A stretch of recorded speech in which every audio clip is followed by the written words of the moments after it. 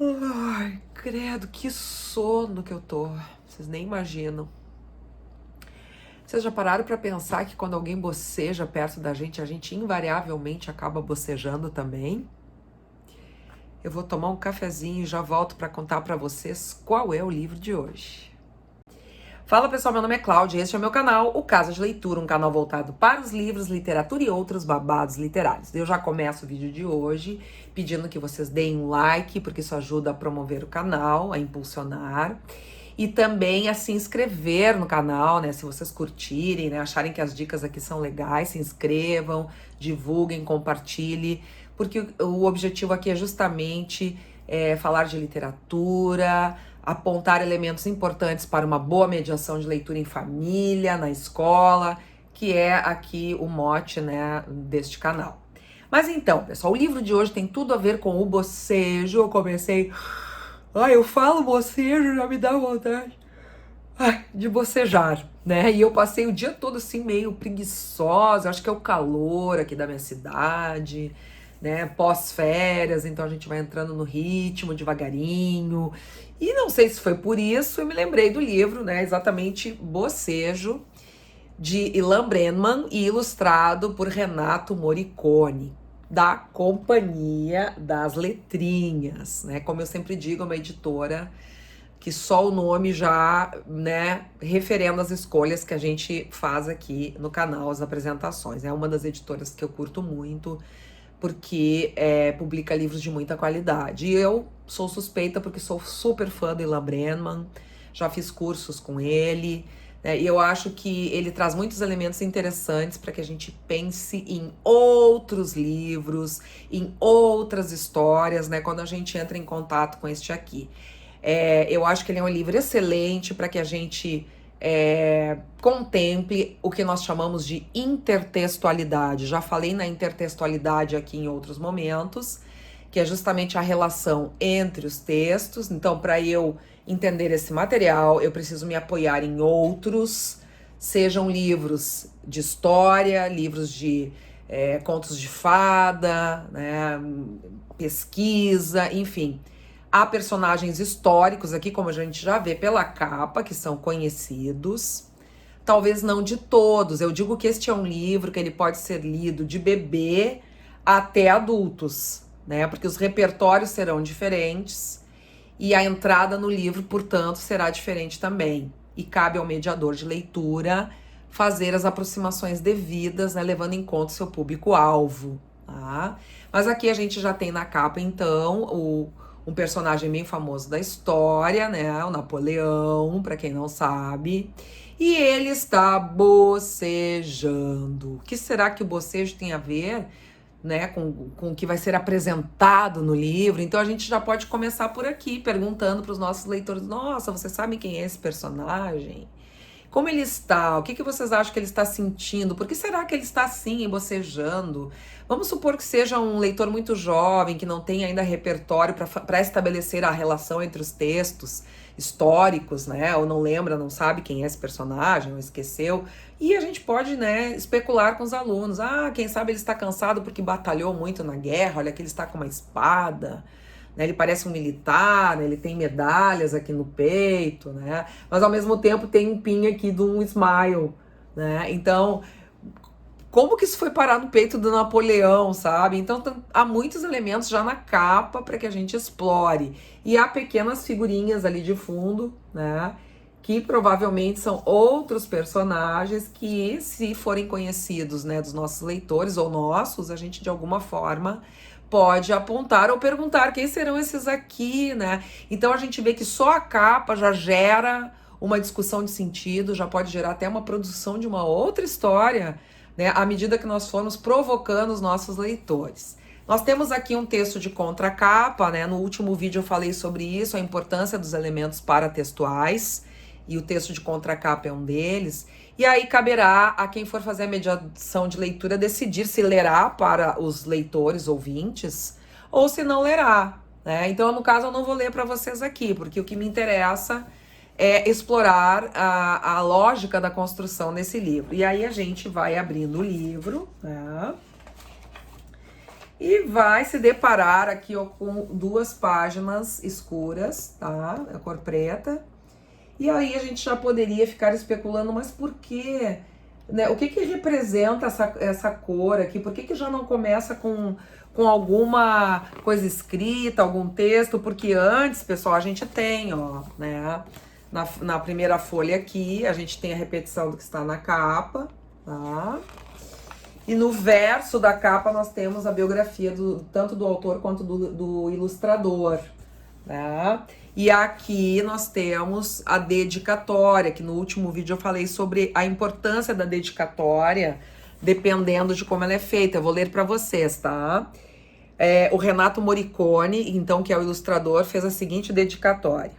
Para Elsa, a mãe mais querida deste mundo, de quem eu tirei boas noites de sono, causando-lhe bocejos intermináveis. E o Ilan Brennan escreveu: para meus grandes amores que nunca me fazem bocejar, Tali, Liz e Iris, tá? Tali ou Tali, né? E Liz e Iris.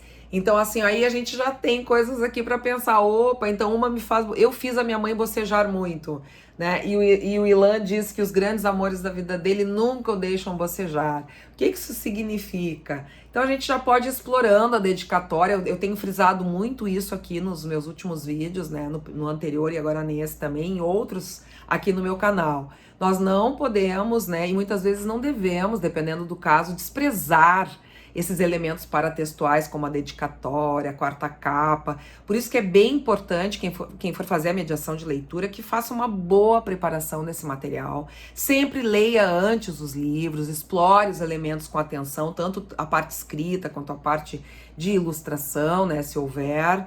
E para que vocês cheguem, né, que os mediadores de leitura cheguem capacitados, né, para fazer uma boa exploração de tudo que o livro apresenta, né, de interessante para contribuir para o entendimento da obra, né? Então eu achei interessante essa dedicatória porque ela vai ao encontro do tema que é o bocejo. E aí a gente vira e pá, 2 páginas escuras. O que será que isso significa? Será que já é noite? Será que é mais à noite que as pessoas têm sono e começam a bocejar? Ou será que a gente boceja durante o dia também? Né? E olha só quanta conversa a gente pode fazer e já relacionando com a rotina dos nossos leitores ouvintes, das crianças, enfim, mesmo que sejam adultos, né? A gente esteja usando essa obra com adultos. Bem interessante de se fazer uma exploração e pensar nesses elementos visuais. E a cor é um elemento que significa muito na produção de obras literárias, especialmente infanto-juvenis, né? Desse porte aqui. E aí a gente se depara com o nosso primeiro personagem, que é uma árvore. Nossa, e lá no fundo a gente vê, né, parece um personagem numa boia, né, parece um bobo da corte. Ali tem um cavalo, né, em que lugar será que está essa árvore, né, bobo da corte? Em que contexto um bobo da corte aparece? Dependendo do nível dos alunos, né, do repertório, da maturidade, a gente já pode fazer essas perguntas e eles já vão, essa árvore deve estar, sei lá, num cenário medieval, por exemplo, né? E aí, mas o que a árvore tem a ver com bocejo, né? E aí a gente vê aqui esse furo aqui, né, na árvore. O que lembra, né? Pode ser que as crianças se deem conta, ou os ouvintes, leitores adultos, já dependendo, né? Não importa. Este é um livro que pode ser mediado, a leitura pode ser mediada para qualquer faixa etária. Né? E aí, quando a gente vira a página, nossa, quem é essa mulher? Ela tá pelada, ó, ela tá pelada, ela tá num lugar cheio de vegetação. Quem será essa mulher? E aí ela está com a boca assim e a gente já pode estabelecer uma relação com aquele buraco do oco da árvore, entendeu? A árvore também boceja, né? Essas relações. Olha, e aqui aparece alguma coisa escrita, ó. Oh, típico do bocejo. Gente, eu só de olhar...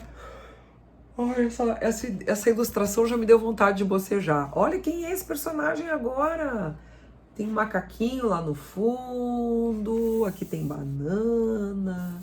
Olha só o que ele está segurando, ó. Ah, será que ele é um homem das cavernas? Olha, vocês vejam então quantas... E aquela primeira mulher, muito bem, pode ser a Eva, né? Porque a gente já... Como é que eu sei que pode ser a Eva? Bom, porque eu já vi outras imagens. De repente, algum aluno, né, teve contato com alguma imagem da Eva em algum livro bíblico.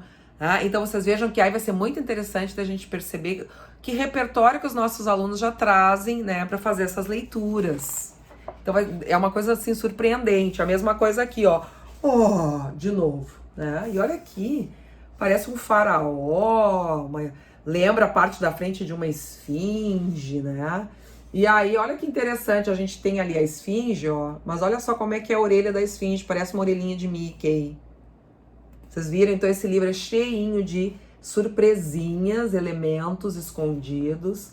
E aí a gente poderia perguntar, mas por que essa esfinge tá com orelha de Mickey? Faz sentido, né? O que será? Por que será que o ilustrador fez isso, né?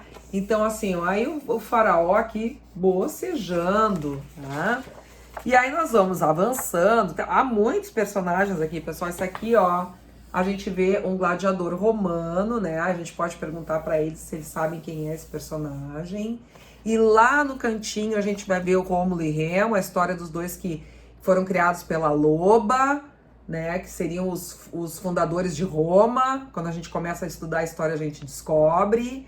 E aqui é Chapeuzinho Vermelho. O que a Chapeuzinho Vermelho está fazendo na história de Rômulo e Remo, que é a história de Roma? E esse gladiador, aqui a gente vê, ó, um pedaço do Coliseu, né? Então pode ser que os nossos alunos não tenham esse repertório. De repente, o nosso aluno até já foi para Roma, conhece Coliseu, né, ou conhece essa história de Rômulo e Remo por um outro caminho, de repente alguém contou em casa.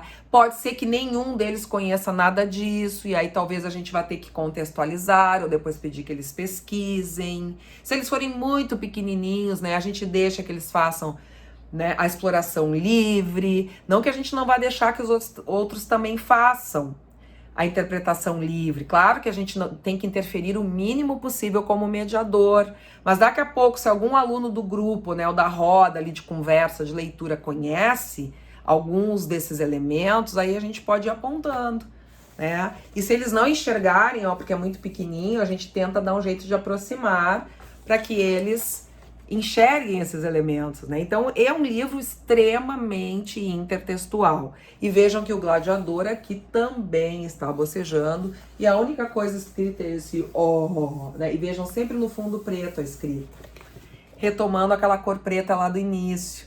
Então por que essa cor? Tá?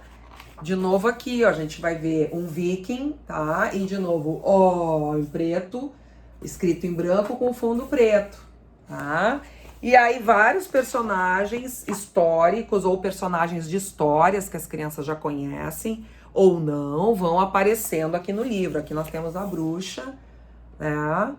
E lá no fundo a gente tem um cavaleiro medieval. E aí a gente pensa naquele início lá do livro, quando apareceu o bobo da corte, né? Então, em alguns momentos o cenário é medieval, em outros contextos não é.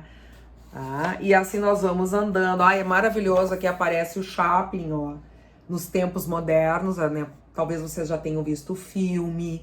Se os nossos leitores ouvintes não viram o filme, a gente pode passar o filme para eles, né? Então, assim, ó, é um livro fantástico, pessoal, desse ponto de vista, né? Especialmente da intertextualidade. Aqui, eu acho que a última imagem eu vou mostrar para vocês, eu pulei algumas, é de um astronauta, ó.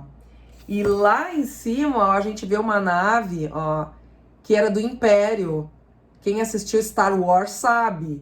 Né? Então vocês vejam como o ilustrador fez um aporte a várias referências fílmicas, de livros de história, da história enquanto conjunto, né, de fatos que foram gerando uma série de conhecimentos que os livros, as enciclopédias, né, guardaram.